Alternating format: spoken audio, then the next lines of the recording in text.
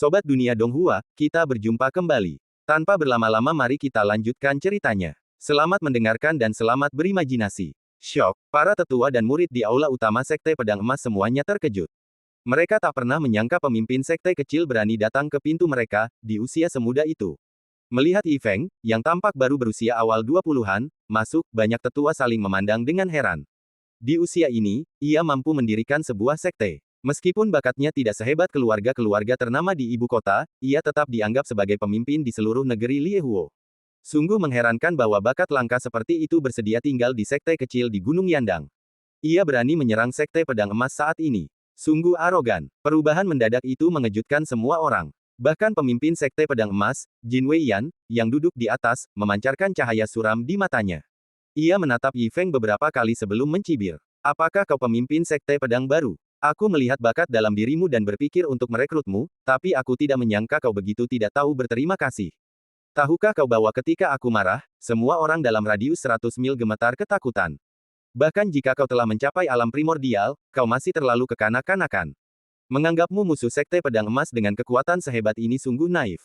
Senyum tipis tersungging di mata Yi Feng saat mendengar ini. Siapa yang bilang aku hanya di alam primordial? Petik 2. Hanya, ada sesuatu yang lain dalam kata-kata itu. Mungkinkah anak ini jauh melampaui alam primordial? Begitu kata-kata itu terucap, ekspresi seluruh penonton tiba-tiba berubah.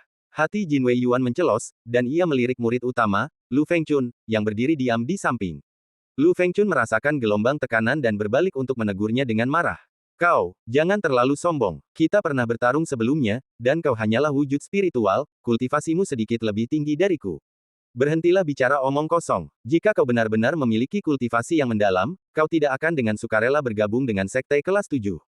Mustahil bagiku untuk dikalahkan hanya dalam beberapa gerakan saat kita bertarung. Kau bisa mendirikan sekte sendiri di Gunung Yandang karena aset terbesarmu adalah Wali Agung itu. Dia sudah lama pergi dari sekte pedang baru. Kemungkinan besar dia hanyalah bantuan yang kau janjikan. Kau berani memimpin kelompok ini ke sekte kita hari ini. Jangan pernah berpikir untuk menginjakan kaki di luar aula utama kita lagi. Setelah selesai berbicara, senyum Yi Feng semakin lebar. Orang-orang ini benar-benar bodoh, pandangan mereka sangat picik. Bahkan dari sekte kelas 6, hanya ini yang mampu mereka lakukan. Sambil mendesah pelan, Yi Feng dengan santai menyerang dengan telapak tangan. Sebuah telapak tangan yang tampak biasa saja melepaskan kekuatan spiritual yang mengerikan, langsung membuat Lu Fengchun terpental beberapa kaki ke belakang, menghancurkan dinding samping aula utama dan menyemburkan air mancur darah. Sekeras apapun ia berjuang, ia hampir tidak bisa berdiri. Dengan satu serangan telapak tangan, ia hampir membunuh murid utama sekte pedang emas tepat di depan Jin Weiyuan. Kultivasinya, yang luar biasa, tak terlukiskan. Sikap agresifnya sungguh mengerikan. Saat ini, bahkan orang bodoh pun bisa melihat bahwa Yi Feng jauh melampaui alam awal agung, dan fakta berdarah itu adalah bukti terbaik. Pupil mata Jin Weiyuan akhirnya bergetar, ekspresinya semakin gelap. Ia berdiri tegak, matanya muram, dan ia terkekeh. Hahaha, kultivasimu begitu mendalam sampai aku malu pada diriku sendiri. Memang benar generasi muda mendorong generasi tua untuk maju. Pengkhianatku ini benar-benar buta dan tak tahu apa-apa, dan pantas mati. Tapi sekte pedang emas kami bukanlah sekte biasa. Jika kau bisa bergabung dengan kami, dengan koneksi dan pengaruh kami pasti bisa membantumu mencapai tingkat yang lebih tinggi. Petik 2. Mulai sekarang, kau akan menjadi wakil pemimpin sekte pedang emas kami.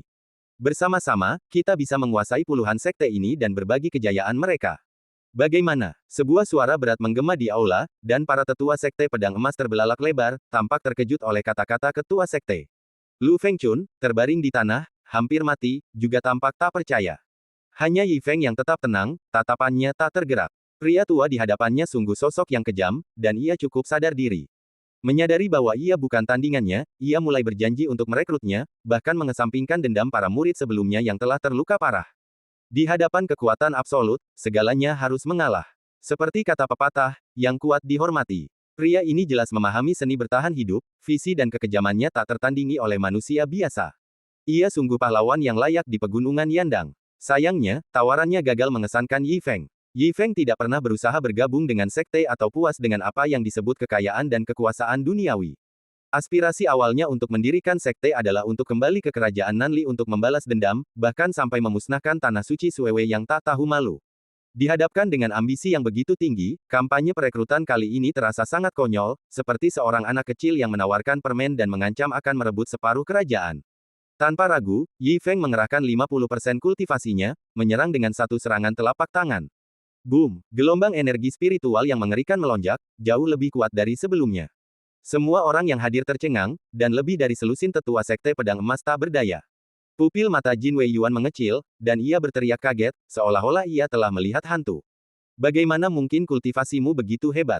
Melihat angin telapak tangan mendekat, dan mengancam akan melukainya, Jin Wei Yuan buru-buru menarik token giok dari cincin penyimpanannya, menggigit lidahnya, dan menyemprotkan darah dengan keras ke token itu. Detik berikutnya, ia menghilang tanpa jejak. Dengan satu serangan telapak tangan, seluruh aula utama Sekte Pedang Emas bergetar, permukaannya dipenuhi sosok-sosok yang meratap jatuh ke tanah. Master Sekte telah meninggalkan Sekte dan melarikan diri, sebuah kemenangan yang sungguh telak. Namun, Yi Feng tetap diam, raut wajahnya muram, mengingat kertas jimat luar biasa yang baru saja diperolehnya. Baru ketika mendengar suara pertempuran di luar, ia kembali tenang, menyalurkan energi spiritualnya, dan berteriak. Mulai hari ini, Sekte Pedang Emas dibubarkan. Mereka yang menyerah akan diampuni, sementara mereka yang melawan akan dibunuh tanpa ampun. Sekte Pedang Emas sudah hancur, dan para tetua ketakutan oleh Yi Feng. Saat kabar menyebar, para tetua dan banyak murid berlutut di tempat, tak berani mengajukan keberatan sedikit pun. Di lingkungan Gunung Yandang yang genting, semua orang telah lama memahami kenyataan ini. Pertempuran berakhir nyaris tanpa pertumpahan darah, dengan Sekte Pedang baru meraih kemenangan gemilang. Para murid yang menemani mereka sangat gembira, tak pernah menyangka kemenangan semudah itu. Pembukaan perbendaharaan Sekte Pedang Emas, yang memperlihatkan peti-peti berisi perak, uang, dan harta spiritual, semakin menambah kegembiraan, dengan sorak-sorai meriah di udara. Master Sekte yang perkasa, hidup Master Sekte. Setelah menangani berbagai urusan Sekte Pedang Emas, para murid, ditemani Yi Feng, mengawal barang bawaan yang sangat banyak itu kembali ke Sekte, dan meluap dalam perayaan yang meriah. Seluruh Sekte Pedang baru diliputi euforia yang belum pernah terjadi sebelumnya. Para tetua Sekte Pedang baru menatap kosong ke arah peti-peti harta karun di depan aula utama. Mereka tertegun lama, tak percaya mereka benar-benar menang. Seumur hidup mereka, mereka belum pernah melihat kekayaan sebesar itu, apalagi membayangkan pemimpin mereka tak hanya mengalahkan Sekte Pedang Emas, tetapi juga dikabarkan meraih kemenangan gemilang. Untuk sesaat, para tetua terdiam karena terkejut. Di antara para murid, dua ekspresi yang kontras muncul. Mereka yang mengikuti Yi Feng dipenuhi rasa hormat dan kegembiraan, sementara ekspresi para murid lainnya yang telah menerimanya ke dalam sekte menjadi lebih halus. Tepat saat seluruh sekte terguncang oleh kemenangan gemilang, sebuah tawa menggema dari kejauhan. Hahaha, kudengar Sekte Pedang baru kita telah menunjukkan kekuatannya dan memusnahkan Sekte Pedang Emas. Sekarang tampaknya itu benar. Suara-suara itu mencapai mereka sebelum para murid tiba. Mendengar tawa yang menggelegar itu, banyak murid menoleh dengan gembira, hanya untuk melihat pelindung agung berpakaian hitam melayang di udara, senyum berseri-seri di wajahnya. Pelindung agung, salam. Para murid, melihat pemuda berpakaian hitam mendekat dengan anggun, membungkuk hormat satu demi satu. Pemuda itu balas melambai, senyum puas tersungging di wajahnya saat ia berjalan melewati kerumunan, mencapai aula utama. Melihat kotak-kotak harta karun dan harta spiritual, ia menyeringai lebar. Hahaha, banyak sekali uang dan harta karun. Kita benar-benar akan kaya kali ini. Setelah mengamati harta karun itu sejenak, ia dengan bersemangat menghampiri Yi Feng, menangkupkan tinjunya dengan ekspresi sedikit kesal. Master Sekte, kau benar-benar jahat. Kau bahkan tidak menungguku untuk hal baik seperti merampok uang. Meskipun hubungan mereka dekat, pemuda itu tetap memberi Yi Feng rasa hormat yang pantas di depan orang luar, memanggilnya sebagai Master Sekte. Melihat gestur itu, Yi Feng tersenyum dan melambaikan tangannya kembali. Haha, ini hanya masalah kecil, tidak perlu ribut-ribut. Pelindung Agung, kau sibuk akhir-akhir ini, kau pantas beristirahat beberapa hari. Keduanya bertukar beberapa patah kata singkat, namun semuanya terucap tanpa kata. Pemuda berbaju hitam itu sepenuhnya menyadari perhatian dan kebaikan hati Yi Feng yang tulus, dan ia sangat tersentuh. Ia juga tahu lebih dari siapapun bahwa keterampilan dan kultivasi Yi Feng sedemikian rupa sehingga mengalahkan Sekte Pedang Emas saja akan mudah. Keduanya telah bertarung berdampingan selama bertahun-tahun, pemahaman diam-diam mereka terjalin erat. Orang luar, yang tidak menyadari situasi sebenarnya, merasa ngeri, tetapi mata para murid dipenuhi dengan kekaguman yang lebih besar, rasa hormat mereka terhadap sikap kedua pria itu semakin kuat. Perampokan. Seperti yang diharapkan dari Pelindung Agung, kau berbicara begitu mudah tentang tugas besar seperti mengalahkan Sekte Pedang Emas. Itu benar-benar membuat kami malu. Petik 2. Master Sekte benar-benar tak terduga. Aku sangat menghormatimu. Mendengarkan obrolan heboh di sekitarnya, pemuda berbaju hitam itu tampak bersemangat juga. Ia tersenyum, melambaikan tangannya, dan menoleh ke belakang, matanya berbinar puas.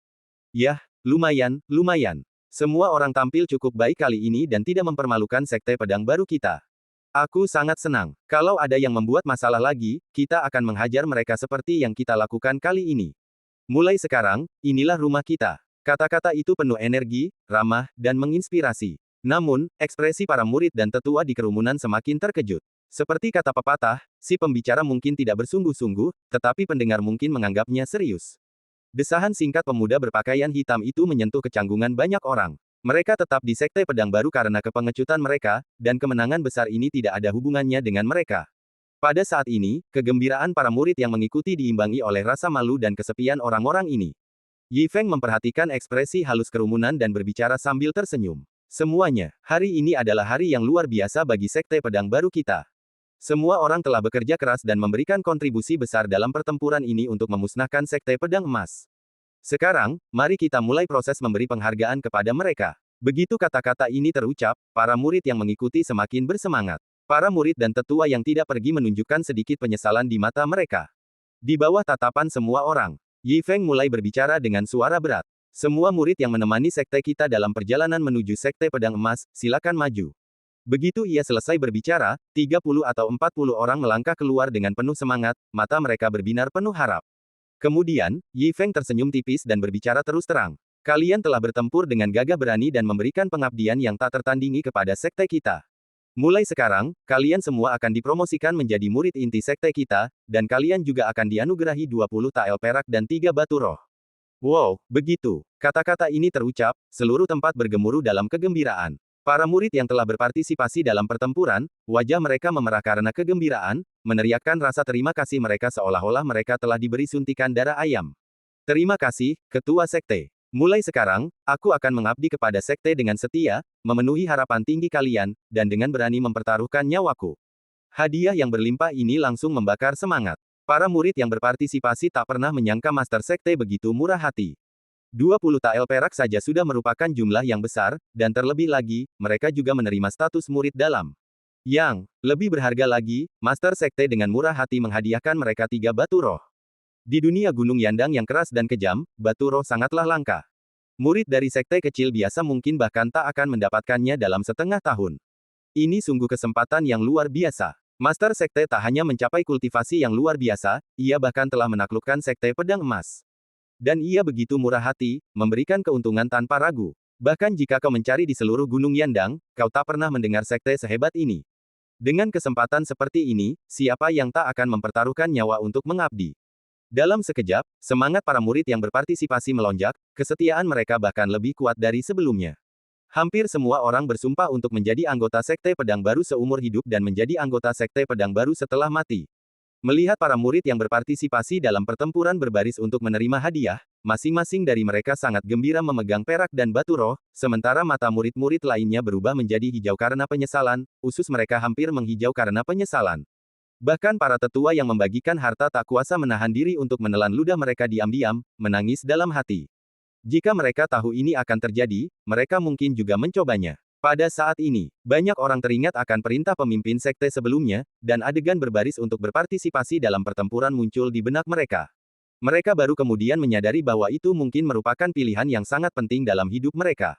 Sayangnya, mereka telah melewatkannya. Setelah harta dibagikan, masih ada 7 atau 8 kotak penuh harta di depan aula, tetapi tidak ada yang berani mengingininya secara diam-diam, dan mereka semua menunggu instruksi Yi Feng. Di bawah tatapan mata kerumunan yang waspada, ekspresi Yi Feng menjadi serius, dan dia melirik para tetua yang telah menyerah sebelumnya. Beberapa tetua, kalian dulunya adalah tetua Sekte Dangjian, dan baru saja bergabung dengan sekte kami. Motif egois yang muncul sesekali dapat dimengerti, dan ketua sekte ini tidak pernah mempermasalahkannya. Namun, di saat kritis bagi kelangsungan sekte kami ini, kalian tidak mempertimbangkan untuk membalas kebaikan kalian, melainkan berulang kali berbicara tentang meminta maaf kepada Sekte Pedang Emas. Ini sungguh mengecewakan ketua sekte ini. Sebuah suara berat bergema, dan beberapa tetua, yang ketakutan, segera mengangguk dan berlutut. Tuan, mohon maafkan saya. Kata-kata Yi Feng tak terbantahkan, dan mereka, mengakui kesalahan mereka sendiri, tidak berani membantah sepatah kata pun. Bahkan murid-murid sekte pengikut lainnya, bahkan mereka yang tidak secara khusus dipanggil oleh Yi Feng, berlutut karena malu, menunggu. Setelah beberapa tarikan napas, Yi Feng mengamati sosok-sosok yang berlutut dan berbicara dengan sungguh-sungguh. Kalian telah gagal memenuhi harapan sekte dengan meninggalkan medan perang. Meskipun hukuman mati dapat ditiadakan, hukuman mati hidup tidak termaafkan. Mulai sekarang, setiap tetua akan didenda 3 tahun gaji dan tetap menjadi tetua sekte luar untuk merenungkan kesalahan mereka. Murid-murid yang tersisa juga akan tetap berada di sekte luar. Kuharap kalian akan berperilaku baik dan belajar dari rasa malu kalian sebelum menjadi lebih kuat. Begitu kata-kata ini diucapkan, semua orang membungkuk kagum. Terima kasih, Master Sekte. Kemurahan hati Anda tak tertahankan. Kami akan dengan tegas memperbaiki kesalahan masa lalu kami dan berkontribusi besar bagi sekte ini. Sebagian besar tetua dan murid ini adalah mantan anggota sekte Dangjian. Kultivasi dan karakter mereka mungkin sedikit lebih rendah, tetapi setelah bertahun-tahun hidup di kalangan bawah, pandangan jauh ke depan dan kesadaran diri mereka tak terbantahkan. Kepengecutan adalah pelanggaran berat, tetapi penurunan status Yi Feng ke sekte luar saja sudah merupakan anugerah besar. Sekte Pedang Baru kini mampu menaklukkan bahkan Sekte Pedang Emas, dan kebangkitannya yang meroket sudah di depan mata. Hanya orang bodoh yang akan mempertimbangkan untuk pergi. Di saat kritis ini, Yi Feng masih menawarkan mereka kesempatan. Apa yang disebut hukuman ini benar-benar sebuah anugerah. Aula utama Sekte Pedang Baru dipenuhi dengan suara-suara syukur, dan sekte tersebut semakin bersatu.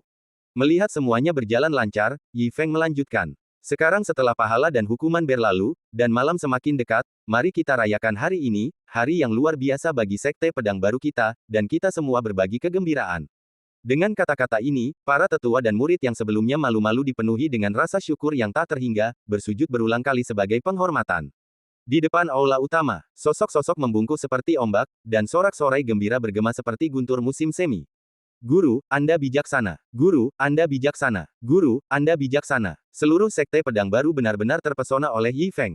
Jika penghormatan mereka sebelumnya kepada Yi Feng sebagian besar disebabkan oleh rasa takut mereka terhadap kultivasinya dan Sang Pelindung Agung, sekarang itu adalah kekaguman yang tulus. Kultivasi Yi Feng yang mendalam, pendekatannya yang murah hati dan adil, serta penerapan pahala dan hukuman yang jelas telah sepenuhnya mengubah Sekte Pedang Baru. Seluruh sekte dipenuhi dengan kegembiraan dan kegembiraan. Menatap sosok yang dihormati ini, pemuda berpakaian hitam itu tersenyum, menikmati kegembiraan malam itu dalam diam. Ketika jamuan makan dimulai, minuman keras dan perayaan yang meriah memberinya rasa lega. Untuk sesaat, tawa riang menggema di aula Sekte Pedang Baru, menjadi kenangan indah bagi banyak orang. Makan daging dengan lahap, minum anggur dengan mangkuk besar. Tak ada yang lebih membahagiakan dalam hidup selain ini. Perjamuan perayaan berlangsung hingga larut malam, meskipun sesekali tawa samar masih terdengar. Di aula utama, hanya Yi Feng dan pemuda berpakaian hitam yang duduk diam. Melihat tumpukan cangkir dan piring, keduanya tersenyum dengan sedikit haru. Saat pemuda berpakaian hitam menghabiskan sisa teko anggurnya, mengocok teko, dan hanya beberapa tetes yang jatuh ke mulutnya, secercah penyesalan terpancar di matanya. Ia menghela napas dan bersandar di kursi. Ia tampak kurang menikmatinya. Yi Feng tersenyum dan menatapnya tajam, bagaimana kalau ditambah lagi? Begitu selesai berbicara, pemuda itu tersenyum dan mendongak, matanya berbinar. Tambah lagi, Yi Feng mengangguk kecil dan melanjutkan pertanyaannya. Ya, atau anggur bunga persik. Mendengar ini, senyum pemuda itu semakin dalam. Saudaraku, kau benar-benar mengerti aku. Ayo kita minum anggur bunga persik. Kalau tidak, aku batuk. Senyum Yi Feng melebar mendengarnya, dan ia melambaikan tangan kepada para murid yang menjaga pintu. Tak lama kemudian, beberapa toples anggur bunga persik pun diantar. Kedua pria itu duduk berhadapan di meja, masing-masing dipenuhi emosi. Adegan itu membangkitkan kenangan masa lalu. Meskipun mereka berada di negeri asing, orang di hadapan mereka tidak berubah sedikit pun. Menemukan teman dekat di tengah dunia keuntungan yang saling terkait sungguh luar biasa. Mereka mengisi mangkuk kosong mereka, mendentingkan cangkir, dan minum dalam sekali teguk.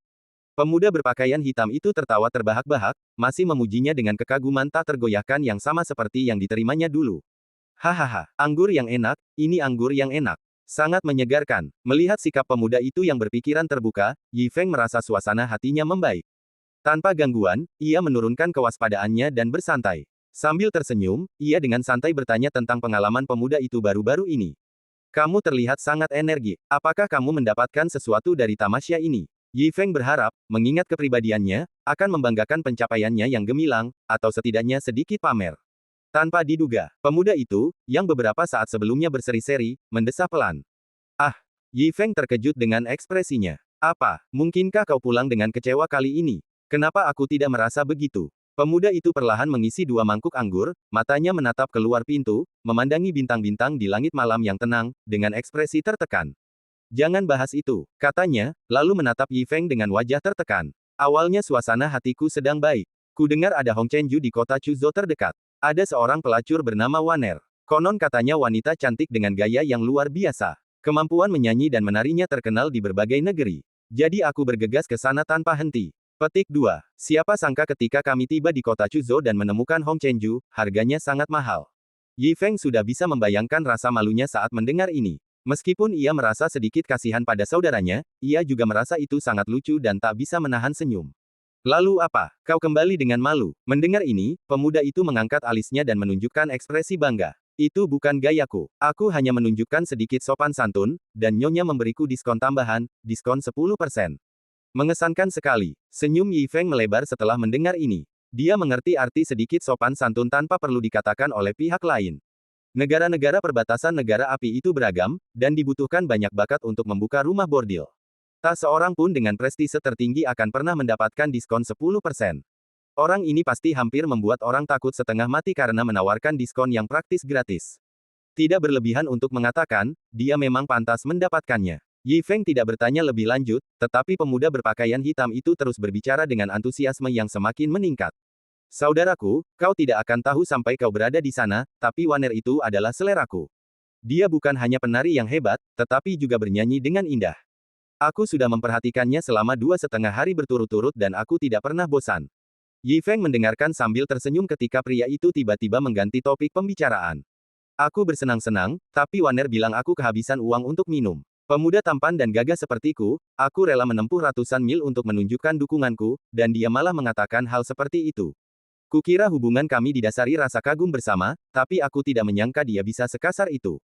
Tiba-tiba, aku merasa gadis ini agak vulgar, dan aku tidak tertarik lagi. Ah, hidup memang selalu penuh penyesalan. Melihat ekspresinya yang mendesah, yang tampak benar-benar kecewa, Yi Feng menawarkan ketenangan sambil mendentingkan gelasnya. Kakak, jangan terlalu diambil hati. Ayo minum dan bersenang-senang. Setelah itu, Yi Feng mengambil gelasnya dan hendak meneguknya, dengan heran mengganti topik pembicaraan. Tanpa diduga, pria itu mendesah lagi. Ah, kakak, kau tidak mengerti. Ini wanita ke-368 yang kutaksir. Aku sudah lama tidak tersentuh seperti ini. Yi Feng tersedak oleh kejadian ini, menyemburkan setengah mangkuk anggurnya ke lantai. Engah, 368. Beraninya dia bilang sudah tersentuh. Aku sangat malu sampai berusaha menghiburnya, tapi ternyata dialah yang menguasainya. Yi Feng tak kunjung pulih, menatapnya dan mengeluh. Kakak, kau keren sekali, apa-apaan kau bicara soal penyesalan. Kau bukan cuma kecewa, kau bajingan yang gagal dalam usahanya di hutan. Pemuda itu tercengang mendengar pertanyaan itu, matanya berkedip-kedip. Bajingan. Apa itu bajingan? Pertanyaan ini benar-benar membuat Yi Feng bingung. Setelah berpikir sejenak, ia berhasil menemukan penjelasan yang umum dan menjelaskannya lagi. Bajingan itu, dia pria yang hanya peduli pada kebahagiaannya sendiri, tak pernah setia, berjalan di lautan bunga tanpa sehelai pun daunnya, dan menghabiskan hari-harinya menggoda wanita. Penjelasan yang jelas-jelas serius ini terdengar kurang meyakinkan. Namun, mata pemuda berbaju hitam itu berbinar, dan tiba-tiba ia bersemangat. Menggoda seharian, bagaimana mungkin ini bisa dianggap baik? Bajingan itu baik. Aku pasti bajingan. Melihat penjelasannya semakin buruk, Yi Feng merasa geli sekaligus tak berdaya melihat sikap acuh tak acuh adiknya, dan hanya bisa mengangguk. Oke, kalau begitu, berusahalah sebaik mungkin. Keduanya bersulang dan mengobrol, perasaan mereka semakin mendalam, menikmati waktu tersingkat, paling santai, dan paling menyenangkan dalam beberapa tahun terakhir. Masa-masa indah memang selalu singkat. Tanpa mereka sadari, gelas anggur terakhir telah habis, dan beberapa toples anggur persik yang mereka bawa telah habis. Keduanya belum mabuk, tetapi pemuda berbaju hitam itu tiba-tiba menjadi serius. Saudaraku, kulihat kau selalu terlihat sedikit linglung. Apakah ada yang mengganggu pikiranmu? Yi Feng tersenyum ketika mendengar suara itu, dengan emosi yang tak terlukiskan di matanya. Orang yang mengerti aku adalah saudaraku. Ia bertanya pada dirinya sendiri apakah ia telah mengungkapkan terlalu banyak ekspresi yang jelas, dan tak seorang pun di seluruh sekte memperhatikan apapun, tetapi orang ini melihatnya, dan pemahaman diam-diam di antara mereka tak perlu diungkapkan dengan kata-kata. Yi Feng terus berbicara, dan mengungkapkan kekhawatiran terpendam yang selama ini mengganjal di hatinya. Hari ini, aku memimpin pasukan kita melawan Sekte Pedang Emas. Kultivasi pemimpinnya biasa saja, tidak ada yang istimewa. Namun, dia mengeluarkan token giok, mengaktifkannya dengan esensi darahnya di saat genting, dan menyelinap pergi tepat di bawah hidungku. Petik 2. Aku punya firasat buruk, aku akan membiarkan seekor harimau kembali ke pegunungan. Mendengar ini, mata pemuda berpakaian hitam itu berbinar terkejut. Bagaimana mungkin sekte kelas 7 biasa memiliki kartu truf penyelamat yang ampuh di hadapanmu? Ini sungguh luar biasa. Setelah beberapa saat serius, pemuda berpakaian hitam itu tersenyum lagi dan berdiri untuk pergi. Saudaraku, kau tidak perlu terlalu khawatir. Petik 2. Sekalipun dia punya kartu truf, dia tetaplah sosok kecil. Bahkan jika sesuatu terjadi di masa depan, kita bersaudara, bersatu padu, pasti bisa mengatasinya. Jangan lupa, kita masih harus berjuang kembali ke kerajaan Nanli dan memusnahkan tanah suci terkutuk itu. Masalah kecil ini jelas tidak cukup bagi kita. Yi Feng mengangguk, juga bersiap untuk tidur. Tepat saat keduanya melangkah keluar aula, mereka melihat tetua agung yang telah lama menunggu di halaman. Ada raut kekhawatiran tersembunyi di antara alisnya, seolah-olah ia sedang menghadapi kesulitan. Melihat tatapan itu, keduanya saling memandang dan bertanya. Ada apa? Begitu kata-kata itu terucap, tetua agung tak sabar untuk melangkah maju dan memberi hormat. Master Sekte, Pelindung Agung. Izinkan saya bertanya, ketika Anda menyerang Sekte Pedang Emas hari ini, apakah Anda membunuh Master Sekte Pedang Emas, Jin Wei Yuan? Saya belum mendengar para murid menyebutkan hal ini, jadi saya datang ke sini untuk bertanya. Mendengar ini, Yi Feng mendapat firasat buruk dan bertanya dengan suara berat. Tidak, dia kabur. Mengapa Anda begitu peduli pada Jin Wei Yuan? Begitu kata-kata itu terucap, kelopak mata tetua agung tiba-tiba berkedut dan tangannya mulai gemetar. Ini, Master Sekte, Sekte Pedang baru kita mungkin dalam bahaya. Terkejut oleh kata-kata panik tetua agung, Yi Feng dan pemuda berpakaian hitam itu sedikit mengernyit. Apa maksudmu? Begitu kata-kata itu keluar dari mulutnya, ekspresi tetua agung semakin panik, suaranya bergetar. Master Sekte, ku dengar Jin Wei Yuan adalah kerabat jauh pemimpin Sekte Tianyuan. Sekte Tianyuan adalah sekte terkuat dalam radius ratusan mil dari Gunung Yandang, dengan anggota tingkat 4 yang lengkap dan berpangkat tinggi. Kau memimpin pasukanmu untuk menyerang Sekte Pedang Emas, tetapi tidak membunuh Jin Wei Yuan. Ini mungkin memancing pembalasan dari Sekte Tianyuan. Petik 2. Kabarnya, Sekte Tianyuan dipenuhi para master. Pemimpin mereka, Jin Zhenyuan, telah lama mencapai alam Tianyang. Selama lebih dari 100 tahun, dia tak tertandingi, mendominasi kaki bukit utara Gunung Yandang hingga hari ini, dengan sekte-sekte afiliasi yang tak terhitung jumlahnya di bawah komandonya. Kekuatan sekuat itu benar-benar di luar jangkauan Sekte Pedang baru kita. Hati Yi Feng mencelos mendengar ini. Saat itu, ia akhirnya mengerti bagaimana pemimpin sekte tingkat 6 bisa memiliki kartu truf penyelamat nyawa seperti itu dan menyelinap tepat di bawah hidungnya. Jadi, Jin Wei Yuan punya dukungan seperti ini di belakangnya. Sekte tingkat 4, penguasa alam Tianyang. Bahkan Yi Feng pun tak yakin bisa mengalahkan kekuatan sebesar itu, apalagi aliran tak berujung para master dan sekte afiliasinya. Jika mereka datang untuk membalas dendam, sekte pedang baru akan berada dalam bahaya besar. Yi Feng juga merasakan urgensi situasi dan merenung sejenak. Namun, pemuda berbaju hitam itu langsung murka mendengar ini, dan langsung melontarkan umpatan. Sialan, kau tahu tentang hubungan ini, tapi kenapa kau tidak memberi tahu kami sejak lama? Kenapa menunggu sampai sekarang? Tidakkah kau pikir ini sudah agak terlambat? Kenapa kau tidak menunggu sampai mereka mengetuk pintumu? Omelan ini membuat mata tetua agung berkilat malu, dan ia menundukkan kepala sambil tergagap. Pelindung Agung, maafkan aku. Aku tidak menyangka ketua sekte benar-benar akan memimpin pasukannya melawan sekte pedang emas, apalagi menang. Pemuda berbaju hitam itu semakin geram mendengarnya, dan ia menyingsingkan lengan bajunya. Kau benar, menurutmu, kau sudah merencanakan agar ketua sekte diurus oleh sekte pedang emas. Sial, kau licik sekali. Orang sepertimu yang selalu penuh perhitungan ditakdirkan untuk tidak pernah mencapai hal-hal hebat. Tetua agung macam apa kau ini? Kau bahkan tidak bisa membersihkan toilet. Dengan rentetan serangan yang tak henti-hentinya, tetua agung berlutut karena malu. Yi Feng mengabaikan rencana tetua agung dan mencoba membujuk pemuda berbaju hitam itu. Lupakan saja, pada titik ini, tidak ada gunanya menyalahkannya. Semuanya sudah begini. Jika apa yang dia katakan benar, sekte pedang baru kita akan segera berada dalam masalah besar. Kita harus segera memberitahu semua murid dan membahas langkah-langkah penanggulangan. Begitu selesai berbicara, tetua agung buru-buru meminta izin untuk memberitahu semua murid, tak lagi berani ragu, seolah menyadari kesalahannya. Tak lama kemudian, seluruh sekte pedang baru dipenuhi suara riuh, dan aula dipenuhi sosok-sosok.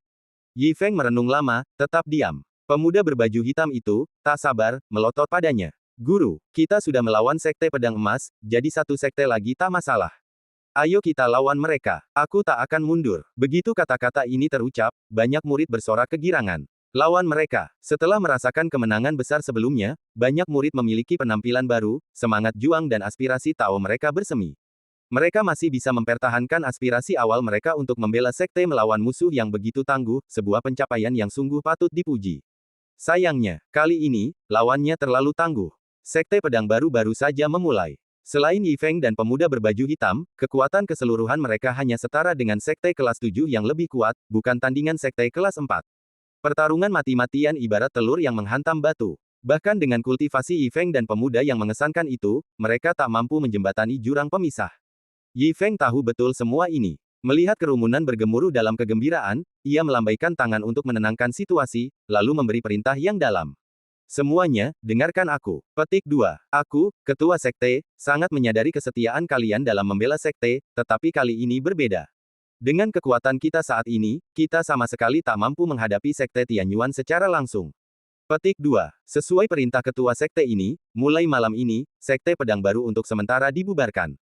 Semuanya, segera pergi. Kata-kata itu menggema di aula, dan mereka yang berada di dalam maupun di luar gerbang menatap dengan takjub, lalu berbicara dengan nada mendesak, wajah mereka dipenuhi kebencian. Ketua sekte, kami tidak takut mati. Master sekte, mohon mengerti. Kami para murid bukanlah pengecut. Kami bersedia mempertaruhkan nyawa demi sekte. Persahabatan sejati terungkap di saat-saat sulit. Di momen krusial hidup dan mati ini, mayoritas murid menunjukkan tekad mereka untuk berjuang dan membela sekte. Sungguh menggembirakan. Jika orang-orang ini terus berkembang, mereka pasti akan menjadi tulang punggung sekte pedang baru. Semua usaha mereka sebelumnya akan sepadan. Bahkan para murid ini pun bersemangat, dan pemuda berpakaian hitam itu menatap dengan bingung.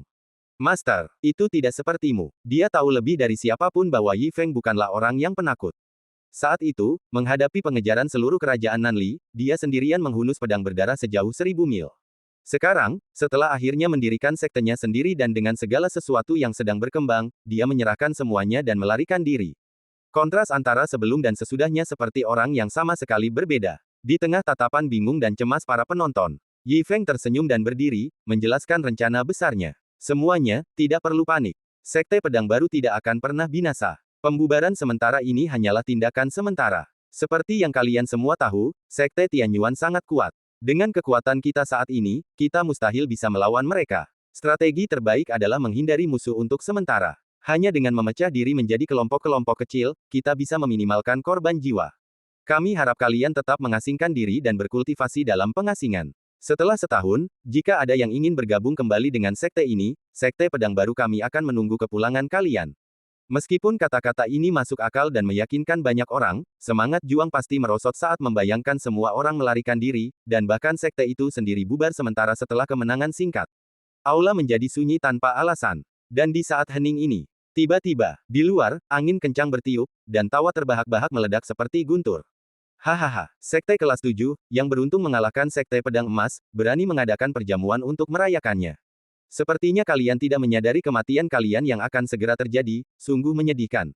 Tawa keras menyebar bersama dengan kekuatan spiritual yang mendalam, dan tekanan menyebar ke seluruh sekte pedang baru. Beberapa tetua terkejut mendengar suara itu, merasakan gelombang tekanan di sekujur tubuh mereka. Banyak murid baru bahkan terkejut, darah mereka mendidih dan wajah mereka memucat. Mereka nyaris tak bisa berdiri diam, mengandalkan semangat juang mereka yang tak kenal lelah.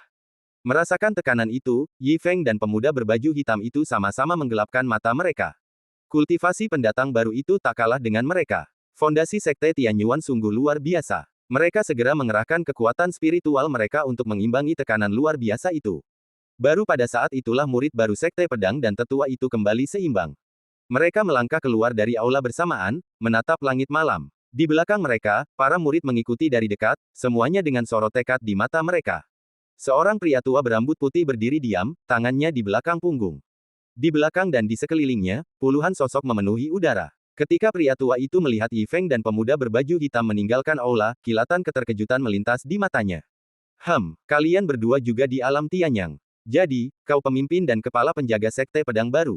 Dengan kultivasi seperti itu, kau bersedia bergabung dengan sekte kelas 7. Pantas saja kau mampu mengalahkan sekte pedang emas. Hanya dengan beberapa patah kata, anggota sekte pedang baru di belakangnya tercengang. Jadi, pemimpin dan kepala penjaga itu sebenarnya adalah penguasa alam Tianyang.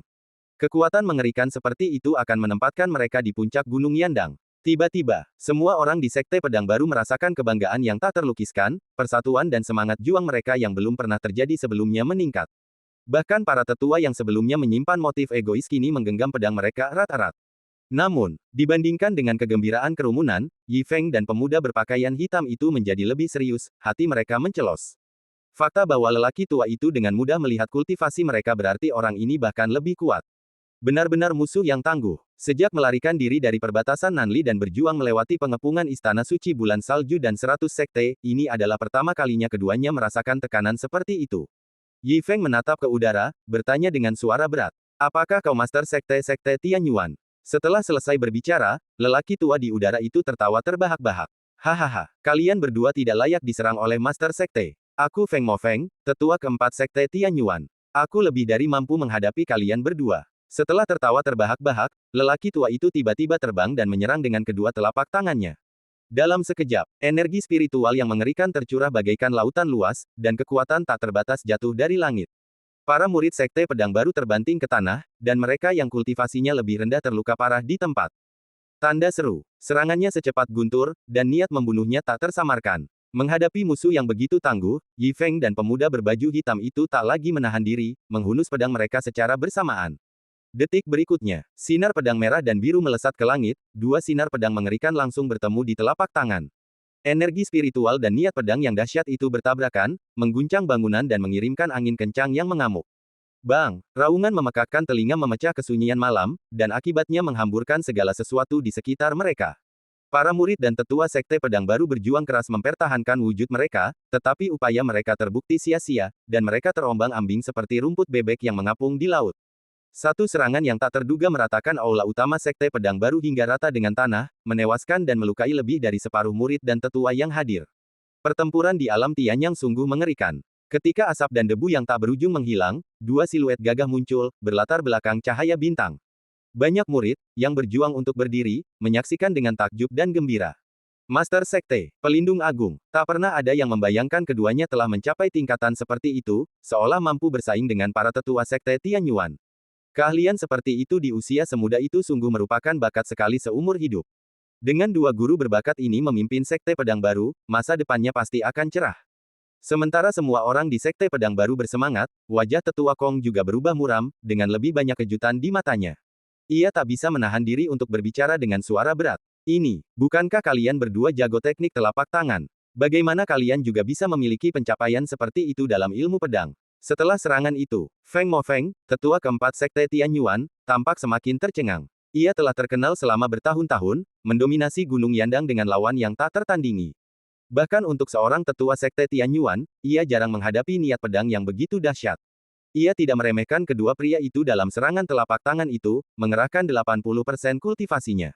Terlebih lagi, mengingat instruksi Master Sekte sebelum kepergiannya. Ia menyerang dengan sangat cepat, berniat untuk mengejutkan mereka. Sudah bertahun-tahun sejak ia bertarung dengan seserius ini. Ia tidak menyangka, kedua pemuda ini tidak hanya berpengalaman dalam pertempuran, langsung terlibat dalam bentrokan tanpa sedikit pun kepanikan, tetapi juga memiliki niat pedang yang tak terbayangkan. Setelah mengalami serangan sebelumnya, ia memiliki pemahaman yang mendalam tentang niat pedang dan aura pembunuh yang ganas yang ditimbulkannya. Pencapaian seperti itu tidak akan pernah diraih tanpa cobaan dan kesengsaraan yang tak terhitung jumlahnya. Keduanya, yang begitu muda, telah mencapai alam Tianyang dan memiliki niat pedang yang begitu dahsyat. Kombinasi kualitas luar biasa mereka sungguh luar biasa, layak disebut makhluk mengerikan. Kapan kedua makhluk luar biasa ini muncul dari Gunung Yandang? Bahkan sosok seperti Feng Mofeng pun terkejut, sekilas ketakutan terpancar di matanya. Sebaliknya, Yi Feng dan pemuda berpakaian hitam tampak jauh lebih santai. Setelah pertempuran terakhir mereka jelas menyadari bahwa jarak di antara mereka tidak selebar yang mereka bayangkan. Meskipun ranah lelaki tua itu mungkin sedikit lebih unggul, itu tidak jauh lebih tinggi. Mereka mungkin memiliki peluang untuk menang melawan musuh ini bersama-sama. Dengan pemikiran ini, keduanya bertukar pandang dalam diam. Pemahaman diam-diam selama bertahun-tahun memperkuat mereka, dan tanpa sepatah kata pun, mereka melangkah ke udara bersamaan, dua pedang menembus malam berbintang. Melihat ini, Feng Mofeng merespons dengan sekuat tenaga. Untuk sesaat, sinar pedang terbang di langit, menerangi malam. Suara gemuruh menyebar seperti guntur, dan benturan energi spiritual yang mengerikan itu cukup untuk dikenang seumur hidup oleh mereka yang hadir. Seiring berjalannya waktu, Yi Feng dan pemuda berpakaian hitam bertarung dengan keberanian yang semakin meningkat. Meskipun kultivasi mereka terbatas, masa muda mereka jelas menunjukkan keunggulannya. Kedua bersaudara itu, yang menyerbu dari lautan darah, tampak memiliki kekuatan spiritual yang tak terbatas dan semangat juang yang tak pernah habis, setiap serangan mereka semakin ganas. Meskipun mereka harus berjuang mati-matian, mereka tampaknya telah memperoleh pemahaman baru, yang terus berkembang seolah-olah melalui kultivasi. Dikombinasikan dengan hubungan mereka yang sempurna, mereka perlahan-lahan mulai unggul. Kekuatan bertarung yang dahsyat ini mengejutkan semua orang yang hadir. Di halaman Sekte Pedang Baru yang dipenuhi puing-puing, kedua belah pihak menatap kosong ke langit malam, hati mereka dipenuhi keterkejutan. Melihat sinar pedang lain mendekat, Feng Mofeng, yang melayang di udara, terkejut, pertempuran menjadi semakin menakutkan. Sebuah firasat tiba-tiba menyerangnya, jika perjuangan putus asa ini berlanjut, ia akan berada dalam bahaya kekalahan. Saat ia menghindar, penglihatannya menyapu kerumunan di tanah.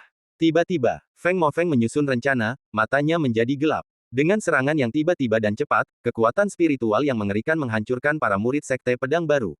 Menghadapi kekuatan yang begitu mengerikan, para murid merasa seolah-olah sebuah gunung sedang menghancurkan mereka.